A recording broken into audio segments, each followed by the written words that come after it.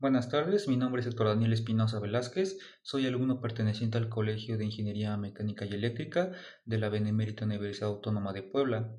Este video corresponde a la materia de dinámica de fluidos y en el cual abordaré el tema de la presión.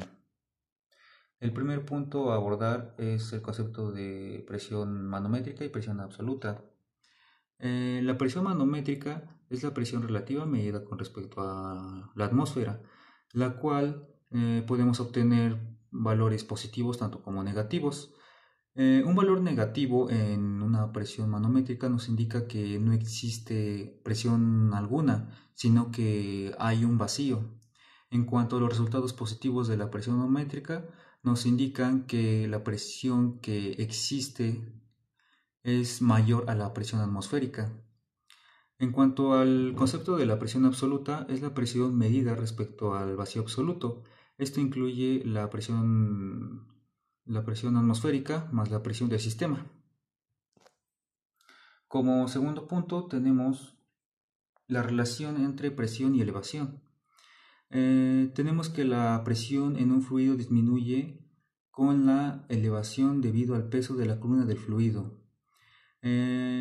Y bueno, pues básicamente matemáticamente lo podemos interpretar como presión es igual a densidad del fluido por gravedad por altura, y a continuación explicaré un poquito más sobre esa ecuación de la hidrostática, la cual se basa básicamente en que ante una mayor elevación habrá una menor presión y viceversa.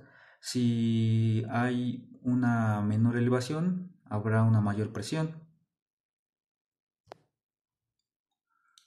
Como cuarto punto, tenemos el concepto de líquido, el cual básicamente nos dice que este es un fluido incompresible, el cual va cambiando su forma, pero mantiene su volumen con respecto al recipiente en el que se encuentre.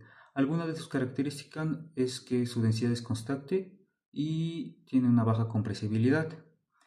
Eh, Incluye una velocidad, presión, viscosidad y un caudal. Como quinto punto tenemos el otro tipo de fluido, el cual es los gases, los cuales, a diferencia de los líquidos, este es un fluido compresible. Este depende de tanto temperatura, presión y densidad. No tiene un volumen constante, ya que este aumenta con respecto al recipiente en el que se encuentre. Como sexto punto tenemos la paradoja de Pascal, la cual establece que la presión ejercida sobre un fluido en equilibrio depende únicamente de la altura de la columna. ¿Esto qué nos dice? Que la presión que existirá al fondo de un recipiente no dependerá de la forma. Como por ejemplo, aquí tenemos tres tipos de recipiente de diferente forma y podemos ver que el nivel del fluido se encuentran iguales. Esto ya que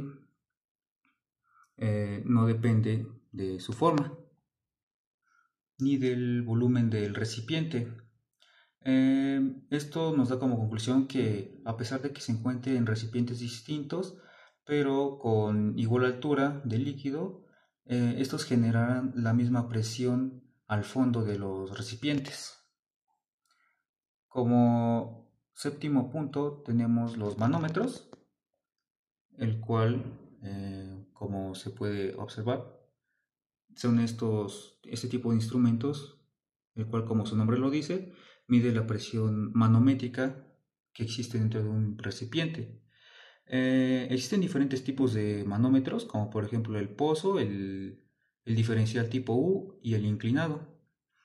Esos son usados para comparar presiones mediante columnas de líquido. El barómetro mide presión atmosférica. Algunos ejemplos de aplicación los podemos encontrar en compresores, por ejemplo.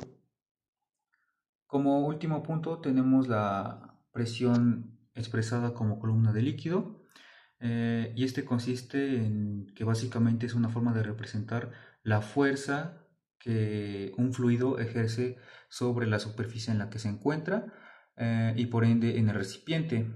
Se mide por la altura de la columna del líquido que genera la misma presión.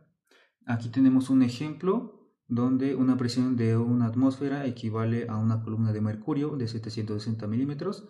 Este método relaciona directamente presión, densidad del líquido y la gravedad, facilitando cálculos en hidráulica y fluidos en reposo. Y bueno, pues eso sería todo de mi parte y muchas gracias por su atención.